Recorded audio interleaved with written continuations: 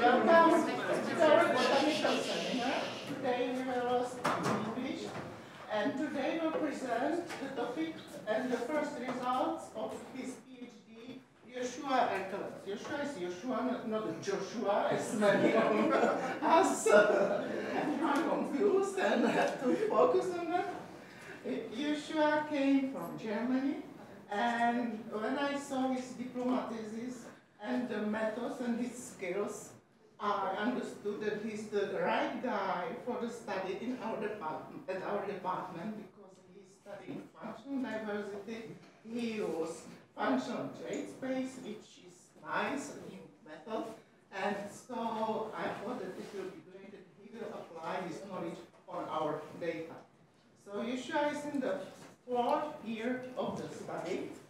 So usually the students of PhD who are in the 3rd or 4th year, they have some results, a lot of skills, so they can present what they know about the topic, and this is the position what Joshua have to do now. Maybe you remember last year that Monica speaking, Katka Knutova, and the other PhD students will continue next semester. So now Joshua, it's your turn. Yes. Hello. Thanks for joining my presentation. I will give you an overview of what I was working on the last years and what I was reading and what papers influenced me and what the state of knowledge is on the subject I'm working on right now and what little things I hope to contribute to this. And so the name of my dissertation generally is Drivers of Plant Functional Diversity in European mountain ranges. So I'm focusing on Europe, although some of the studies you will see are more like from a global scale.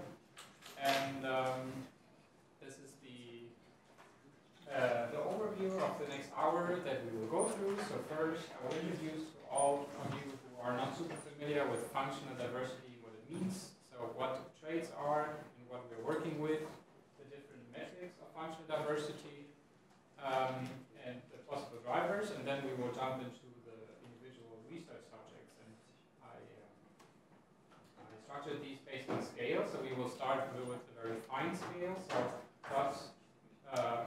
what changes traits of individual species locally, and what impact climate change has on this, and then what are the drivers of community composition below and above the tree line, and finally what are some more continental patterns. And this is where we will jump into the EVA data set. And so first of all, introduction. What are functional traits? As a botanist, I'm sure you're all very familiar with traits in general, which botanists have used for a long time to distinguish plants and to be able to identify plants. However, not all traits are functional. For example, if we look at flowers and we count the number of petals, that would be useful to identify the species, but this doesn't tell us anything about the relationship that the plant has with its environment, how well it is adapted to its environment.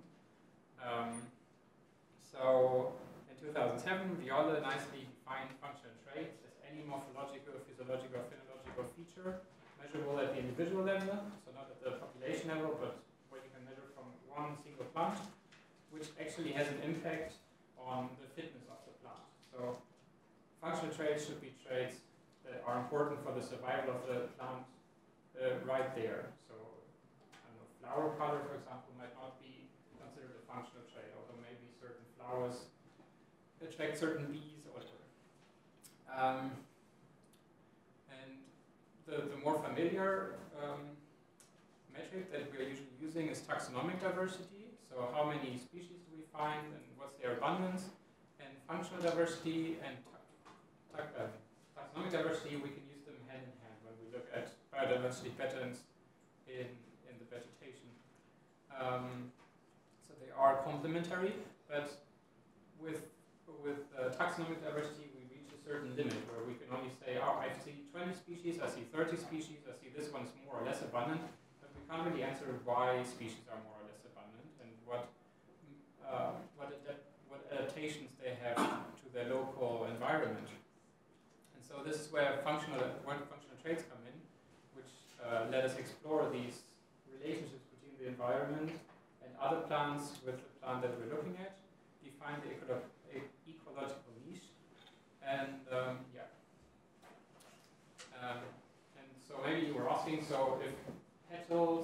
flower color aren't very important as functional traits, what is? And so here is, I think, one of the first papers, or one of the most influential at the start, was by Westerby in 1998, who said, okay, let's look at the leaf height seed scheme. So leaf area, the height of the plant, and the seed mass. He thought those might be three very cornerstones of functional traits that with whom we can identify how well the plant is adapted to its local conditions. And so those are still traits that we use very much today: plant height, seed mass, and leaf area. But nowadays we also look at more the chemical composition. So, for example, leaf nitrogen content. We can look at the density of the leaves or the stems. So, leaf mass per area, leaf specific leaf area. And this is one which will come up a lot later. Specific leaf area. So the area per mass. So we have the area divided by the mass. Very important to see, how much is the plant investing in the leaves. If this is very low, if leaf mass per area is very low, then it means the plants have very big leaves but very thin. And other things that we will encounter a lot in the presentation later is the different metrics. So we can look at individual traits, or we can look at the diversity of all traits together. And first of all, some traits are more correlated than others. So for example, taller plants generally also have bigger seeds, and this is like the size spectrum that we can observe globally. And the other spectrum is the leaf economic spectrum, where plants with a higher leaf mass per area usually have a lower leaf nitrogen content. So there are plants that invest less in their leaves and grow faster, and plants that invest more in their leaves and therefore have more conservative leaves. And so we can obviously we can measure the traits for each plant individually, but we can also say, okay, we measured 100 plants of one species, and so the mean value of each trait for each species is this. And so if we look at the community, in each case those are like 40 points. Each point represents the traits of the species, the mean trait, on the x and the y axis. And so without just or more than just looking at the numbers of species in each community, we can look at how different are the trait strategies we have in each community. And what we see immediately is that community A has a bigger volume than community B. And this we could identify as functional diversity. So it generally has a higher functional diversity.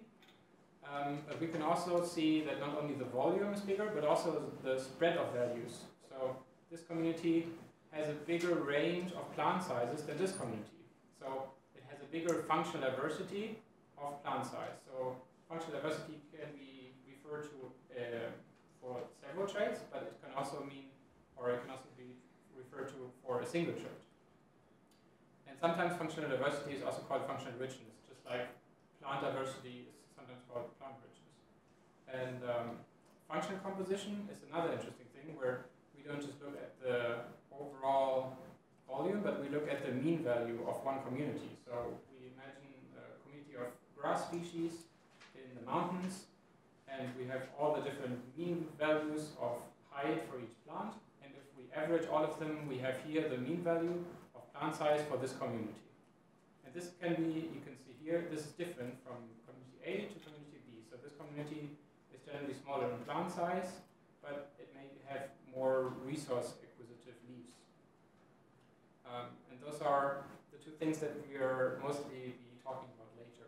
So the overall diversity in traits, but also the composition of the community based on traits. And so the next thing is, what is affecting the diversity and the composition of traits within a community? And usually we identify three groups of drivers. The abiotic environment, usually the most prominent, but also biotic factors, and thirdly humans. And humans are a bit special because they influence biotic factors and abiotic the environment. So we change the drivers of the vegetation. And so for abiotic factors, the most important or the most used is temperature, where we often look at the average temperature, but sometimes, or some papers suggest that what is actually more important is the minimum and maximum temperature. So the actual extremes that plants are expecting in their certain environment. And then we have precipitation, the average, but also the seasonality, how much drought do plants face. The solar radiance, so the energy that plants receive is very important for the function composition. And if we look at the more fine scale, maybe also the soil. And then there's many more factors which may be important here or there, like wind, slope, or snow cover.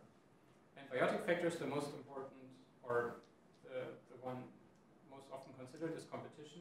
So how much competition we have within the species.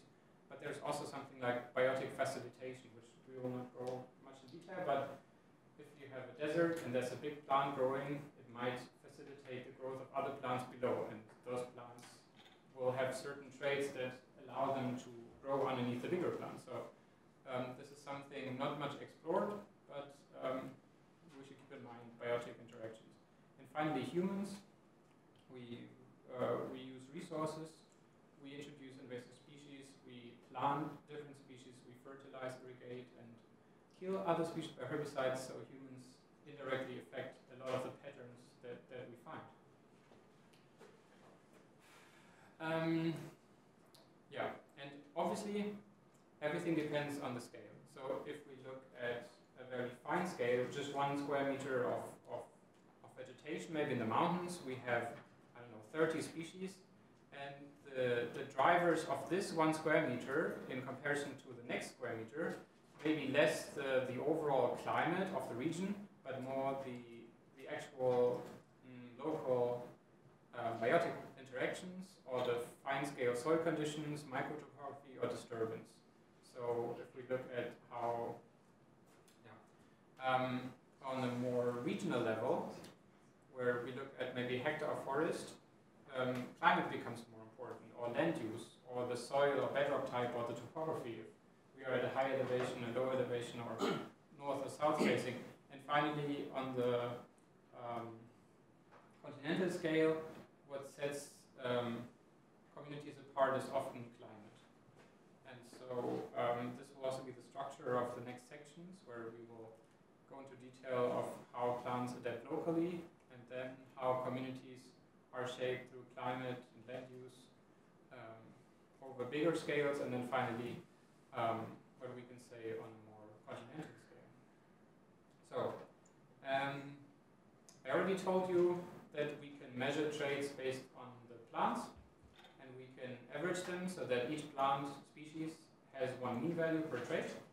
But that's obviously not all. We can also measure we can measure a lot of plants of the same species, and we can see the range of values within one species. We usually tend to ignore this variation because it's too much for our big data sets, but it is undeniably true that if you measure one species in different habitats, it will have different traits. Like here we see Polygonum hydropipa, different light conditions, different water levels and burial depths.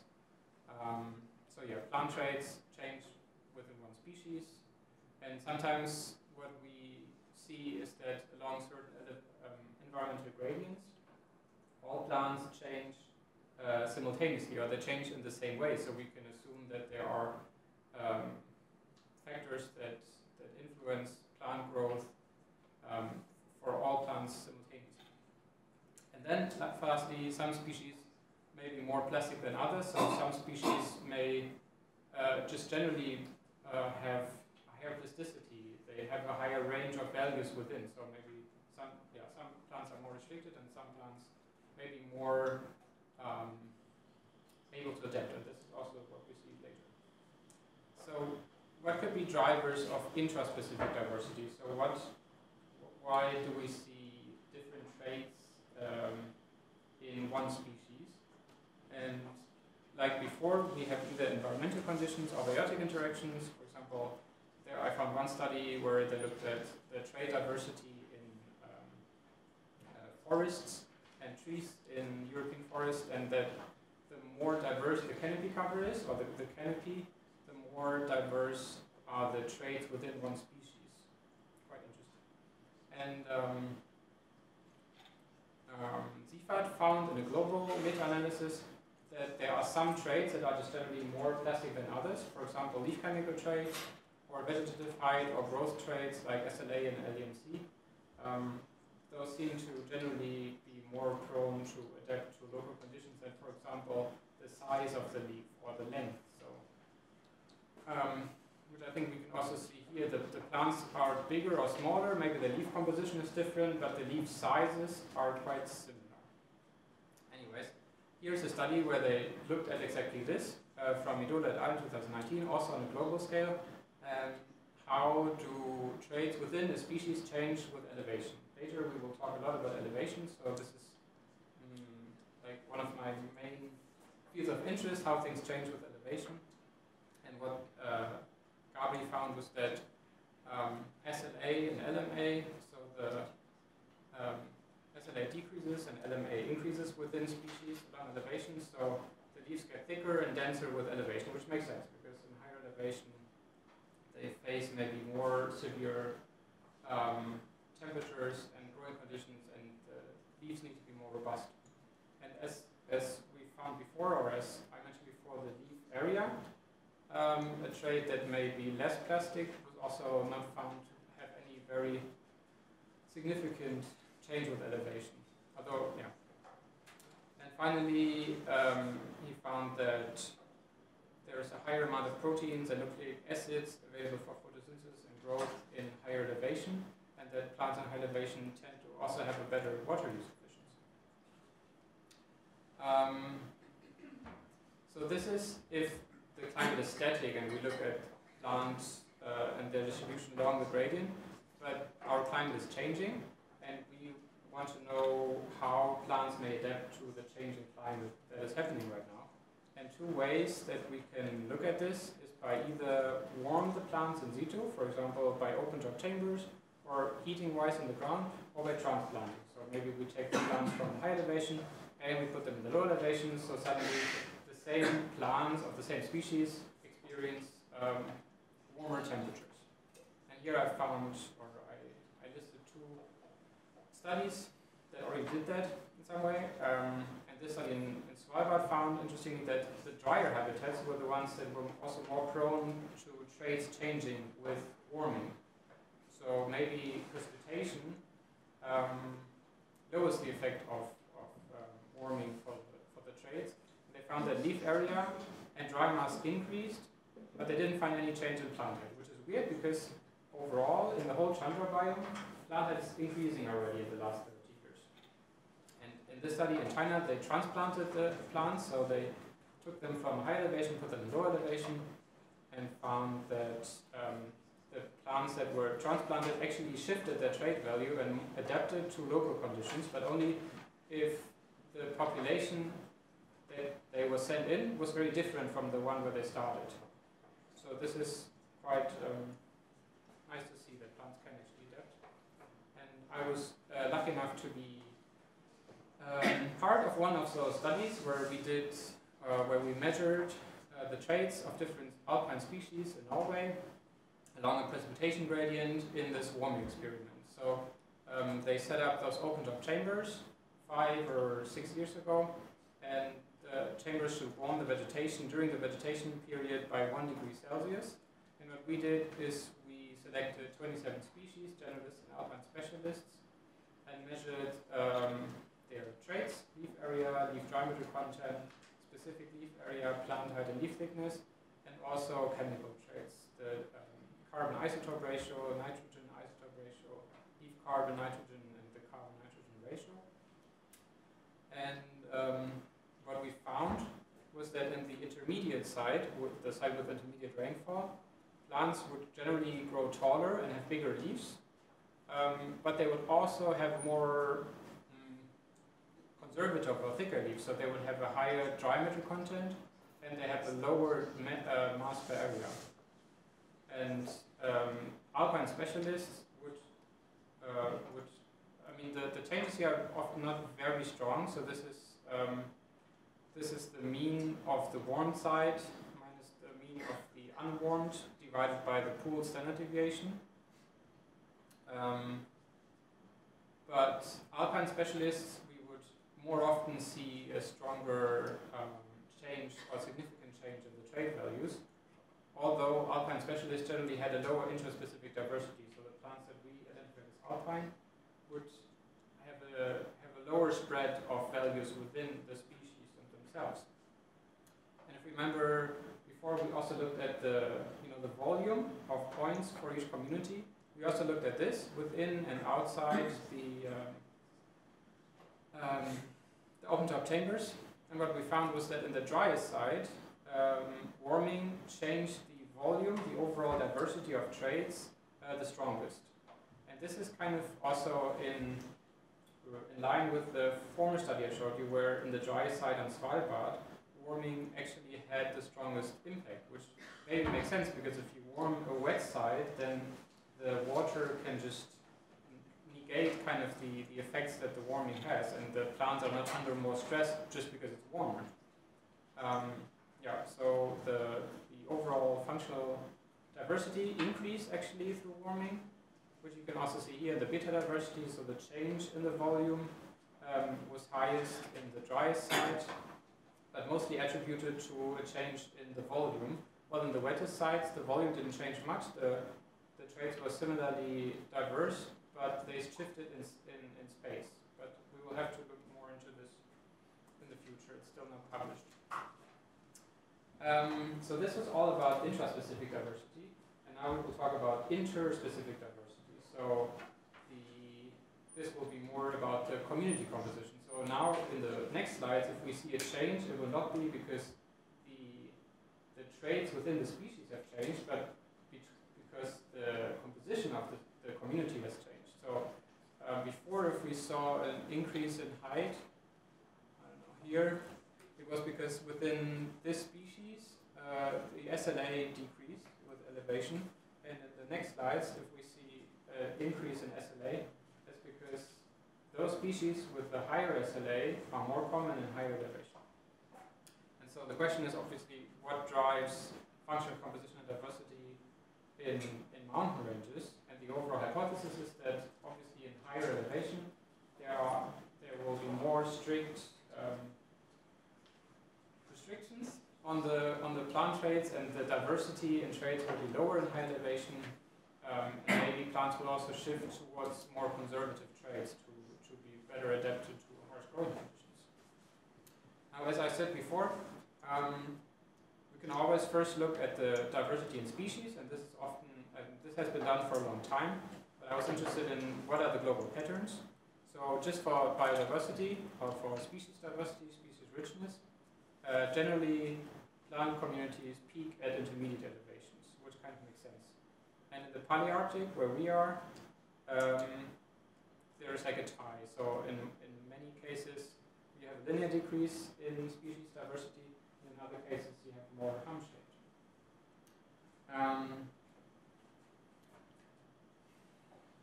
And that is also very important to consider if you look at the whole mountain, that at some point the forest stops and the alpine flora starts. So either you look at the whole gradient and you will be confused because the forest starts at some point and the whole drivers of your understory change.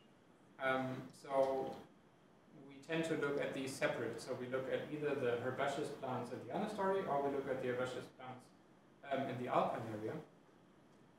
And obviously, those will have different drivers.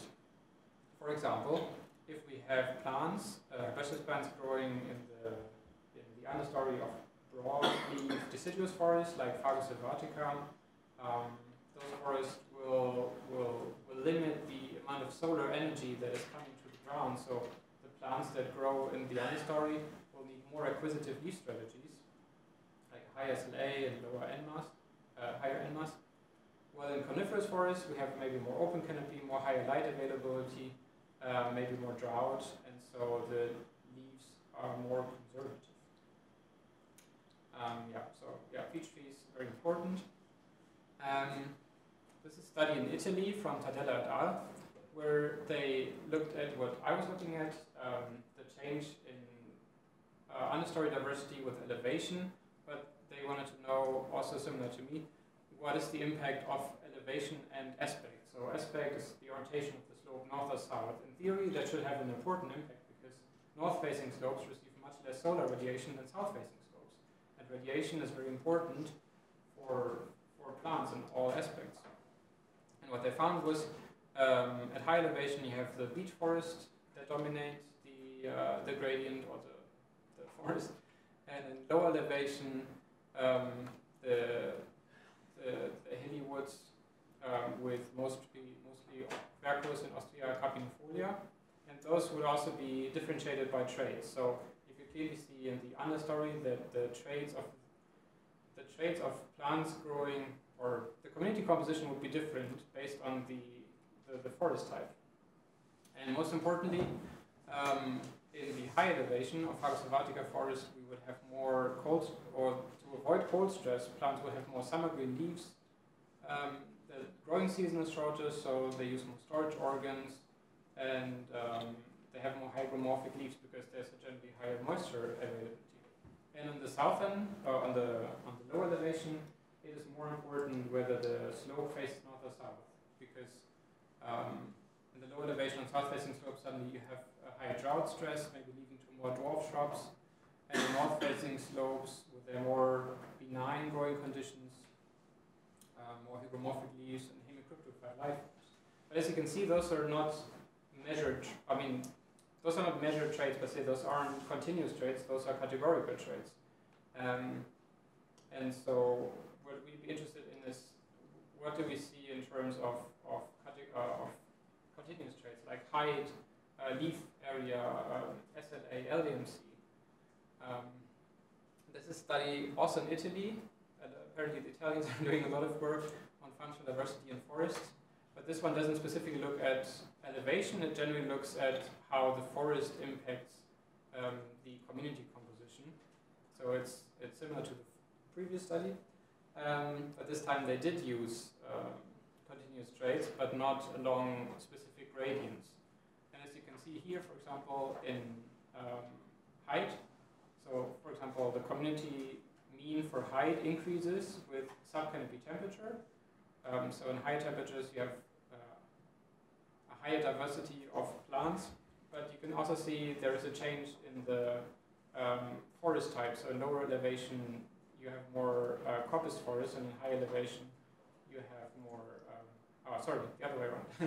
In low elevation canopies you have more high forest, and in high subcanopy temperatures you have more coppice forest, so where they cut the trees at the ground. And they look at the diversity of individual traits, and what they would find is that with the higher canopy cover, the diversity in traits decreases.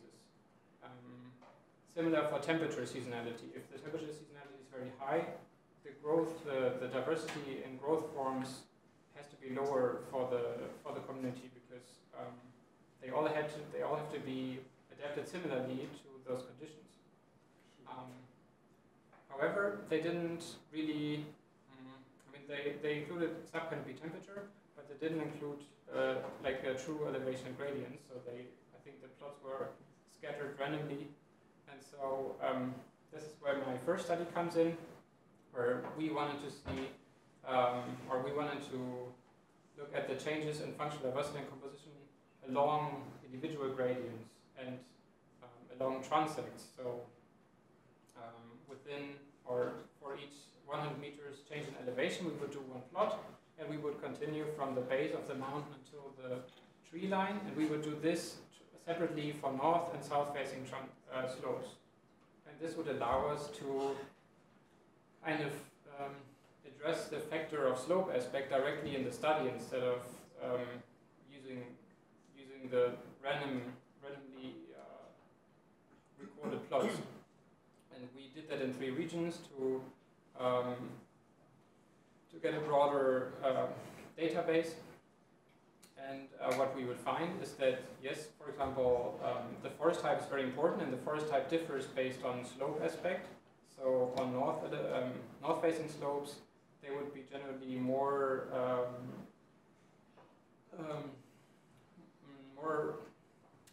there would be more beech trees on north-facing slopes, and they would dominate the forest layer much earlier. While on south-facing slopes with a higher solar radiation, beech trees can't be the dominant, and they start lower. And also, the trees generally on northern slopes are smaller. On north-facing slopes the trees are higher, and they also have a higher tree height and tree DBH. Yeah, so those are like the baseline of what will impact the understory later, and so we looked at the composition of the understory here, and what we would find is that with increasing elevation, no matter if you look at north or south-facing slopes, the proportion of geo and hemicryptophytes increases, probably because in higher elevation plants have to overwinter at or below the soil surface, and because in the winter you have very cold conditions which the plants could otherwise not survive. And on north-facing slopes in blue, we found that the leaf area increases interestingly with elevation. Leaf nitrogen content increases, specific leaf area increases, and leaf dry matter content decreases. So those would indicate that plants in higher elevation are actually more acquisitive. So they grow faster and they invest less in their leaves, and the leaves are generally bigger. And this would first contradict our initial assumption that with higher elevation, plants would be more constricted and they would invest, they would have more hardy leaves with actually lower specific leaf area and higher dry matter content. And one of the explanations for this could be that in high elevation you have this high dominance of beech trees that actually only allows those plants to grow which can be very acquisitive and have big leaves. While on south-facing slopes we didn't find this. However, we did find on south-facing slopes that plant height decreased, or the community composition changed in a way that in higher elevation you don't find tall plants anymore, and you also don't find plants anymore that have a very high lateral spread rate. So in low elevation, where we sometimes find up to 30 to 40 species, it's important for plants to be able to colonize well and to be able to outcompete your neighbors. And in high elevation, this doesn't seem to be the case anymore. And finally, we would find an overall decrease in functional richness on south-facing slopes. So apparently on south-facing slopes, the environmental conditions in high elevations are so strict that the diversity in traits generally decreases. While on north-facing slopes, we didn't find this. So this was below the tree line, and obviously once we cross the tree line above, this will all change because there's no buffer effect by the trees anymore. So this is a study from Norway where they looked at the elevational gradient and how it impacts community composition. For alpine vegetation, where they found that with higher elevation, the communities generally change to meadows of Salix hypercea and Carex bigelovi, and that there is generally lower plant functional diversity. So it's kind of similar to what we find in the forest. The plants are more restricted, so the dispersion or diversity of SLA and LDMC is hump-shaped, and the dispersion of leaf phosphorus and nitrogen decrease with elevation. Which is in line with the environmental filtering hypothesis. At a high elevation, plants need certain adaptations to survive, and they're quite limited. However, maybe interested for people that work on lichen and bryophytes, they increase in functional diversity, possibly because there is less competition by other plants, or by plants. However, they also found that the community mean values of SLA and leaf nitrogen increased with elevation, and LDMC decreased. So the plant actually got more acquisitive, which kind of makes no sense, unless you consider that in high elevation you have snow, and you have big snow caps that force the plants into a very short growing season. So if you have a short growing season in high elevation, once the snow is gone, you have to grow very fast, and you have to develop thin leaves with low SLA and leaf N, with high SLA and leaf N, to really get everything you get out of the short growing season.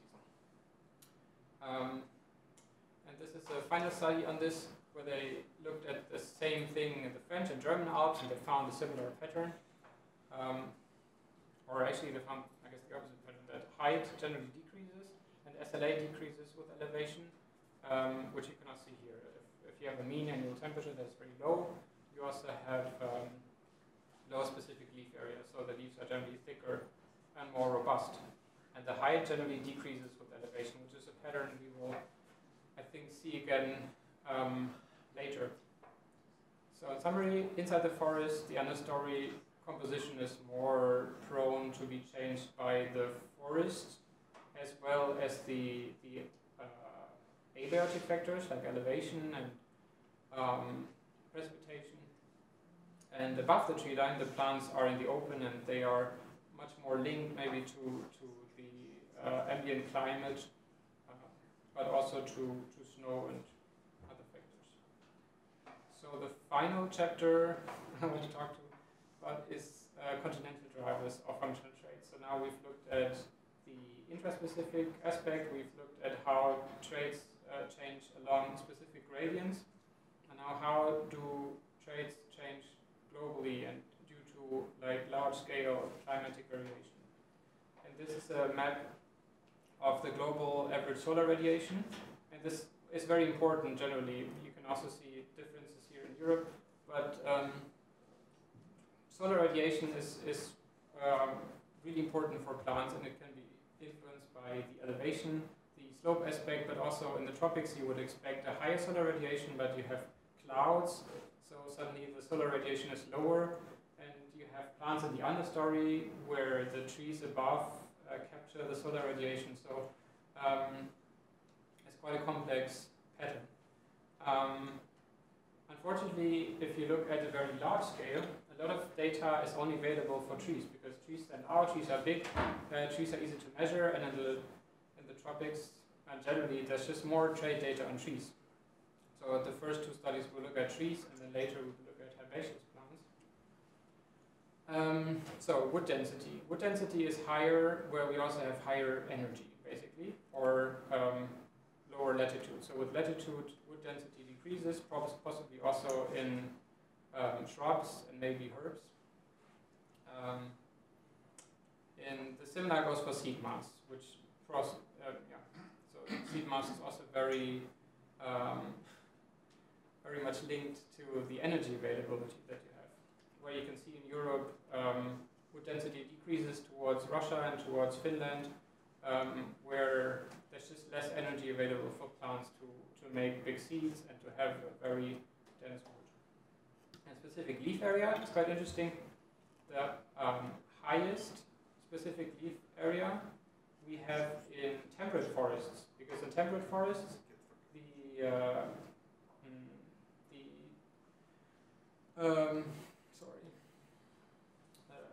the seasonality means that plants have to grow their leaves quickly during the summer and capture as many resources possible before they have to shed their leaves. So we have the most acquisitive leaves, in trees at least, in the temperate region. And now if we look at the diversity, we're now coming a bit back to the idea of environmental filtering. This is still on trees and still on a global scale, where we see that functional diversity in the forest generally decreases with elevation and latitude. So most traits decrease in their variance with elevation and with latitude. But interestingly, we also see that the trees get more conservative with higher elevation. So they have a lower SLA and the lower leaf nitrogen content and leaf area, but a higher leaf carbon. And Jaczynski et al. Found that it is mostly temperature variability and vapor pressure that are the most important drivers for trees, which kind of makes sense. Like I said, temperature, the average yearly temperature doesn't really tell you much about the extremes that plants are subjected to. So the variability may be more important for what plants or trees actually have to go through throughout the year. And now we are away from trees and back to plants in general. This is the predicted map of leaf areas globally, and you can see that in the tropics the leaf area is the highest, and in the deserts the projected leaf area is the lowest. Obviously there are no plants here. And Reidet found that most importantly for leaf area is the night chilling or day overheating. So it's how well plants are able to cool their leaves during the day and how good they are at keeping a higher or variable temperature during the night. And so we see large leaves where it's hot and sunny, but also wet. And we see small leaves where it's either arid, hot and sunny, or where we have a high latitude and elevation. So in Europe, in Spain, or in the Alps, or the Mediterranean in general, we would expect a lower leaf area, because in those areas, drought causes day overheating, so leaves can't be big enough. And a similar thing goes for the high latitudes, where it's night chilling that prevents leaves to get bigger. And this is a study by Josep, or Padu, my supervisor, who looked at the European scale, where I'm also working at, and he also used the EVA data for this. And he would look at the interaction between the environment and understory composition for Europe. And what he would find is that, and he looked at the two main axes of variation that I already mentioned at the start, so the size spectrum and the leaf economic spectrum, which cover a lot of the overall variability in traits, and those are also the two that are most explored. So if we look at available trait data, those are the ones that we have the most data on. And what you find is that this is the leaf economic spectrum. The most acquisitive leaves, or the most acquisitive communities, we would find with intermediate annual temperatures. And the most conservative leaves, the most hardy and resistant leaves, we would find at either the low end or the high end of the temperature gradient, which is similar to, I think in this case, it's more due to latitude, but in the studies that I'm doing, it will be more due to elevation. And they would find, or he would find that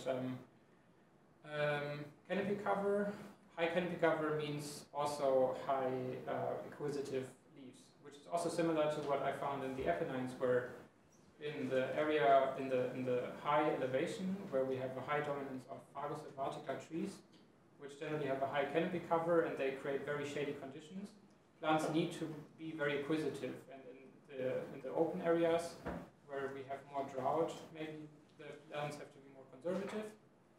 And yeah, for the size, that is maybe again back to the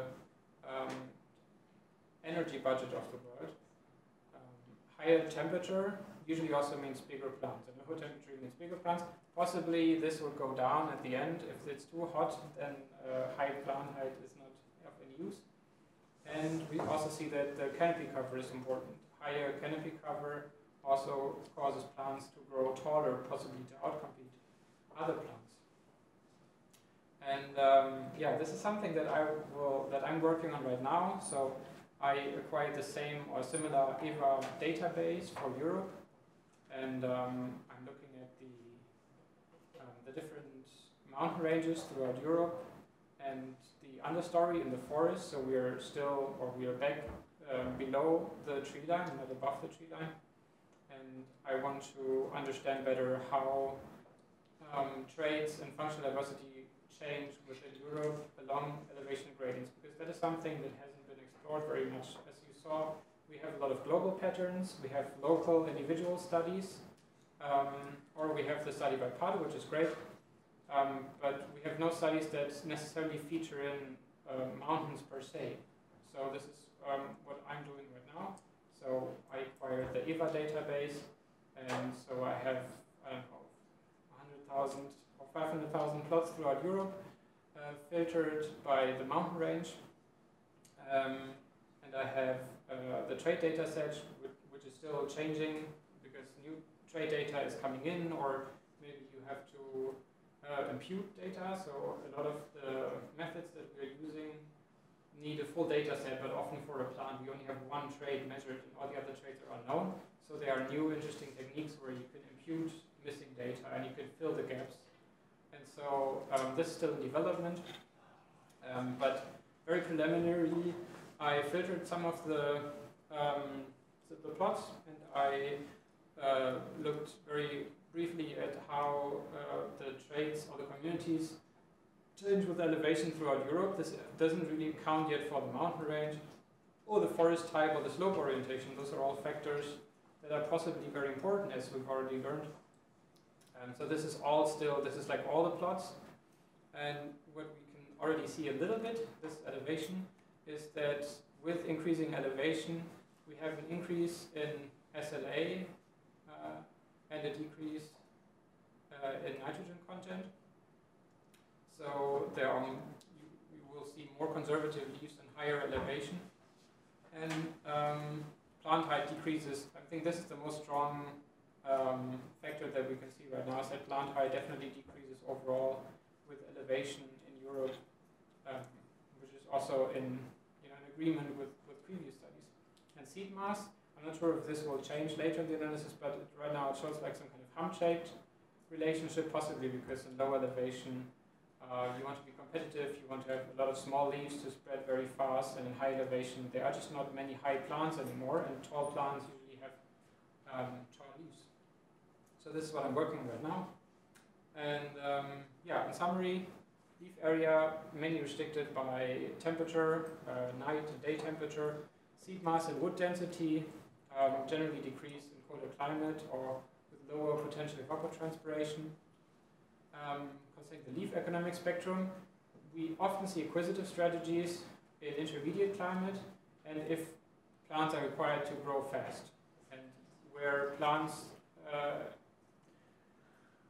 are subjected to cold or hot climate, usually the leaves are more conservative. So those are the hypotheses we have for our study.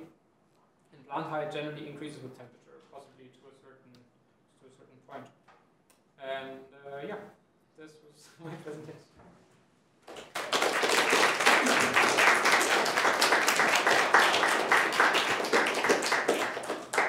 Thank you, Joshua. You presented a lot of results and a lot of studies, but I think still people were able to follow you, and they will have some comments and questions. So, sure. Thank you, Joshua. I have a question regarding the European scale. So in Europe, we have some forests in which the traits are more or less correlated between tree layer and herb layer. For example, like cool temperate forests in Central Europe have high SLA both in tree layer and in herb layer. In the Mediterranean, you have evergreen trees, and below them there are evergreen subcanopy species. But there are also forests which have this correlation like more or less negative. Like forests which have deciduous canopy of leaves with high SLA and shrub layer consisting of evergreen species, like the Euxinian forests in northern Turkey or Stranja in Bulgaria, in northern Spain, which you know, because you were there. Can you detect these trends in the data? I haven't checked it. Also, yeah, it's a good point that I have to separate the trees from the herbs and possibly also from the shrubs. So trees from the shrubs too, yes. Yeah. So we will possibly look at all of those three components individually. Yeah. Yeah, but I didn't get so far in the analysis yet that I could tell you that this is visible in the data. But Okay, yeah. Just for me, it would be a really interesting research question. This one. Yeah, and also what the drivers are, right? Like why? Yes, indeed. Yes, of course. Yes. Yeah. It's possibly because the trees affect the underground temperature, right? They buffer the temperature of the subcanopy, and so maybe the trees are then subjected to different factors that the understory is not subject to anymore. Maybe it's too harsh for evergreen trees, but the shrubs can still have still benign conditions enough on the forest floor to keep their leaves? Yes, I think these forests occur in some like very specific and relatively narrow intersection between summer temperature, winter temperature, and precipitation. But this is something to be explored. Thank you. Yeah. Okay, Schwartz, thank you for a nice talk. I have a question on this nitrogen, because you found like a low nitrogen in high elevations. And the Apennines are In Europe. higher. And well, I don't see.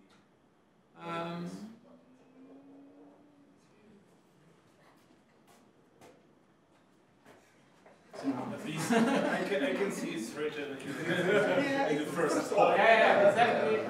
That should be correct. And this is not, actually, has a very nice complementary result, showing that legumes strongly decrease with elevation The abundance. in the cold climate. And there is actually a mechanism behind it, because these rhizobia really don't like cold temperatures. Yeah, so how much, or do you have any idea how much this is kind of like dependent on this trend that there are basically no legumes, and how much this is like independent of the legume presence and biotic nitrogen fixation? Definitely an interesting question. I haven't read any studies that differentiate between legumes and non-legumes in regards to nitrogen. So the hypothesis that legumes have much more nitrogen content in their leaves, right? Yes, that is what they have. Yeah.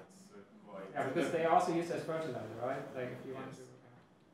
That's a nice, that's an interesting question. I mean, if we see the pattern, it might be due to a decrease in legumes or other plants with low nitrogen content. Yeah, I get legumes generally grow faster, right? Like they would be more on the acquisitive scale on plants. Yes, and they have a higher water use efficiency, so they can cope better with dry climate. So, yeah. On the other hand, That's true. In Italy, I think we saw less legumes on her. hemiparasitic plants actually increase with elevation. So, But also the forest, because I'm only looking at the understory of the forest, and maybe. okay, so it's just in the forest understory. Yeah. Okay, so that's possibly yes, but I wouldn't say that it's a strong trend. Yeah. Okay, so let's move to next question.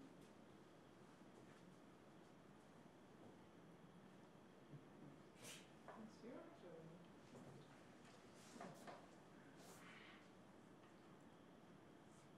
I have a very general question. I'm not into this trade-based plant ecology, so I wonder how you are thinking about this, how much we gain and how much we lose when we abstract from species identities and just look at these general relationships. I mean, like I said at the beginning, looking at traits gives us a more mechanistic understanding than if we look at the species numbers per se. I know Martin Wetzler has a nice paper, I think, on the hotspots of alpha diversity in European forests, which are in the Mediterranean. But I'm not sure. I guess the first step is to look at the taxonomic diversity, and then there's Allenbeck indicator values, which already try to explain maybe why the plants are where they are.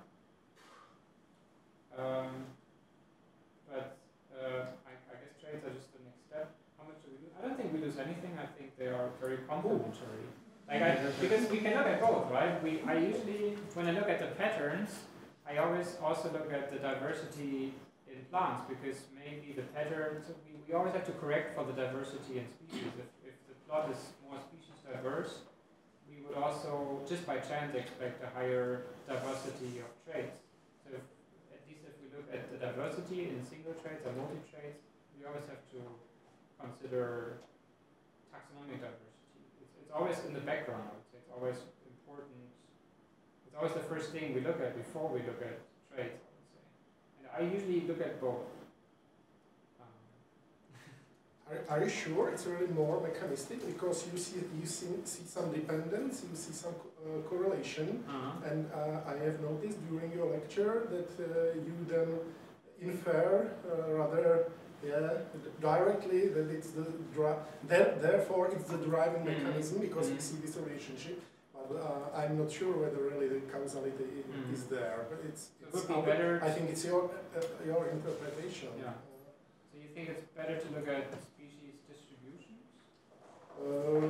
No, but maybe it might be useful to somehow compare or synthesize these alternative approaches. I think in the way Milan said that in some forest types, because he knows the forest types, he knows the species which differ between the regions, that in the different vegetation types it might be useful to distinguish not only between woody species and herbaceous species, because there are some shrub species which in some vegetation type are from some taxonomical group, and therefore maybe they behave differently. They have different evolutionary history and so on, and therefore their, for example, trait combination is unique, specific, and then your generalization about the relationship between the traits and the environment may be shifted. So I'm just thinking how to connect these two. I mean, that's where I guess that's where the scale dependence comes in, where obviously if you look at the big scale, you will lose all the fine scale processes that you will see if once you look at legumes individually or microtopography. But that's why the studies are so different. Some look at global patterns and others look at the individual plants. And this, I think one study in Norway, which I showed you, they did find that the community composition changed, and so what you see in the trait change is obviously due also mostly to the change in the plant community. It's just that once we look at the traits, we try to understand why is the plant growing where it's growing. I think that's still quite interesting, although sometimes it might be wrong. And I don't know, we're still gathering. Yeah, I just wanted to know how you were thinking about these conceptual issues. Thank you. Okay, maybe I will continue with this discussion.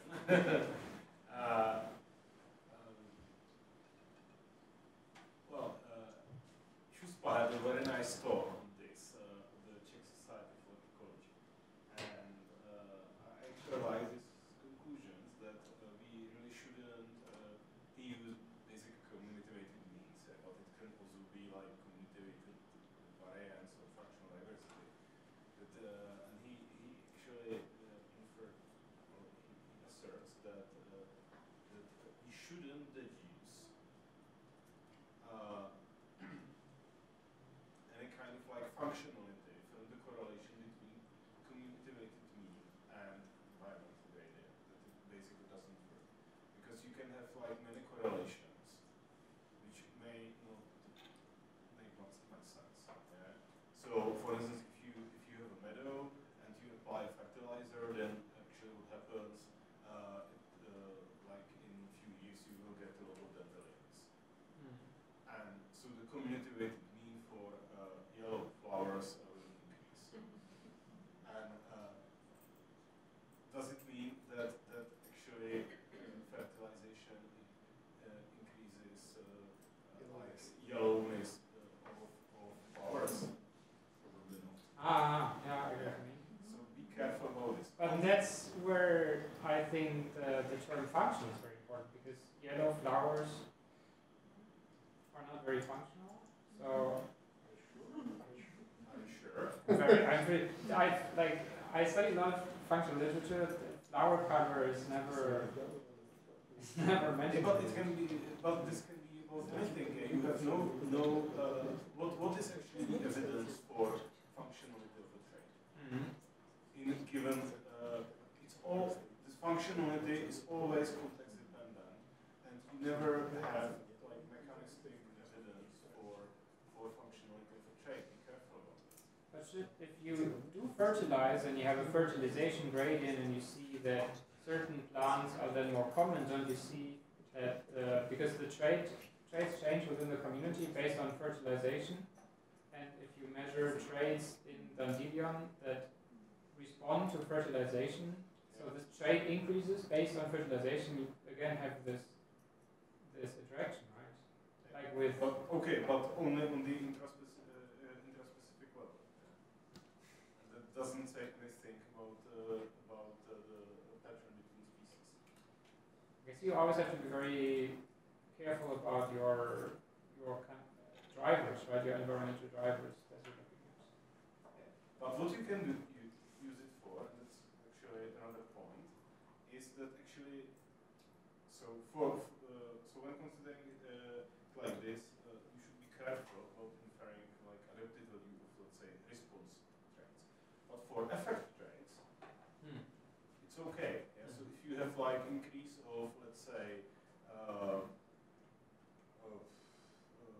leaf nitrogen, that can mean that it's like increase of nutrition value for animals.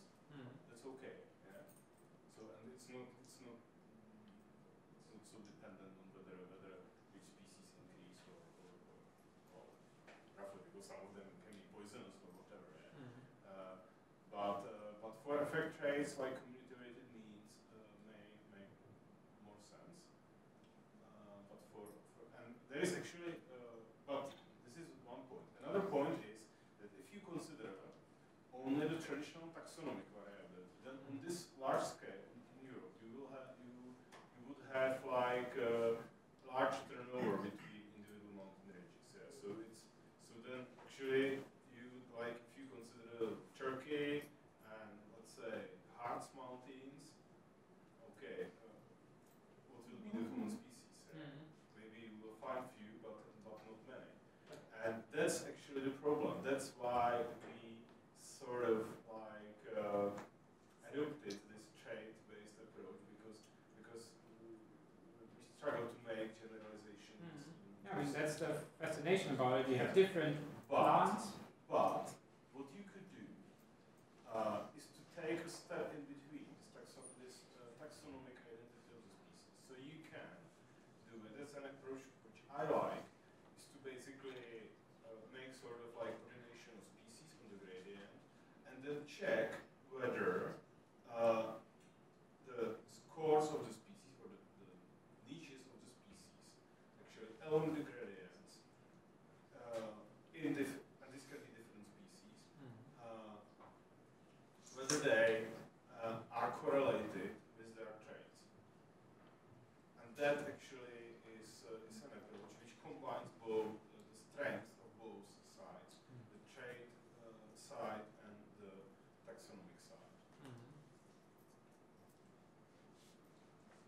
So this would be more based on species distribution also.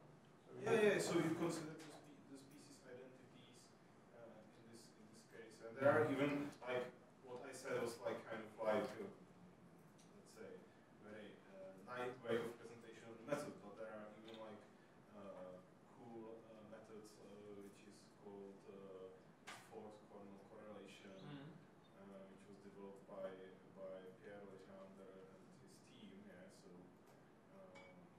maybe it's a way. There are limitations. Yeah.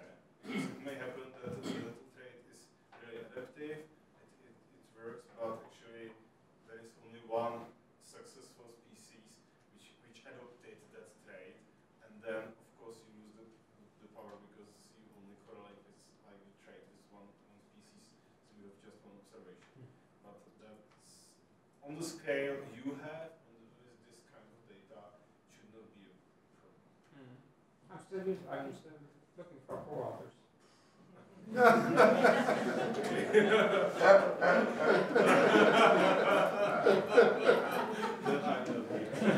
know.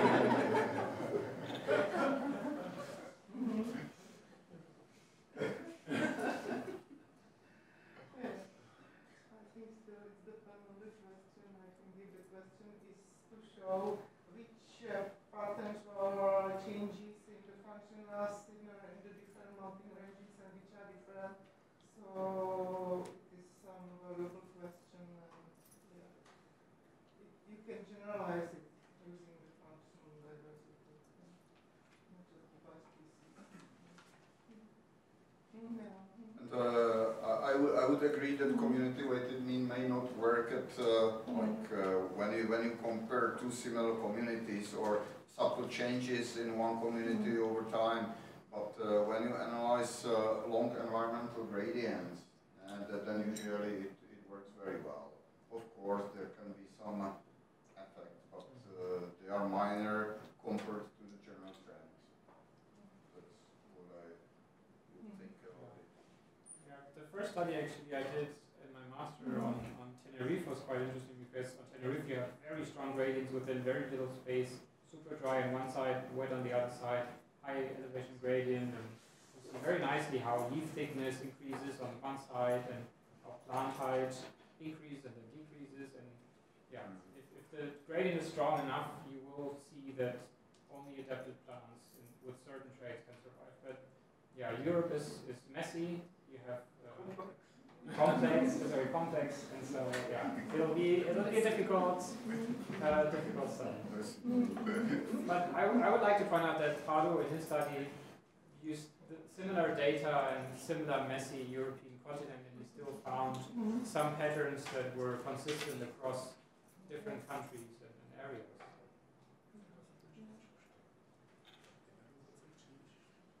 Okay, so next question.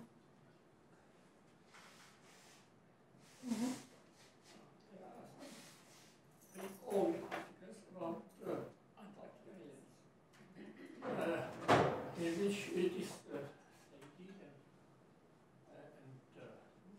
that interaction between species are forming their communities. So that when a plant dies, then in its flowers, the same patterns occur, literally the same. So there is a cycling within that ecosystem. Maybe Joshua was not very deeply explained the effect of competition between species that they are using different niches, so have different traits, so the competition. Oh, in Antarctica, it's very simple. But it should be somehow general, that pattern, not just valuable for Antarctica Island, but for all the communities, if we are deep inside of the plot. Those are very interesting areas, because you have this very strong barrier of the ocean, and only certain plants can come there, and then they have to adapt. So the trade space of oceanic islands is quite fascinating.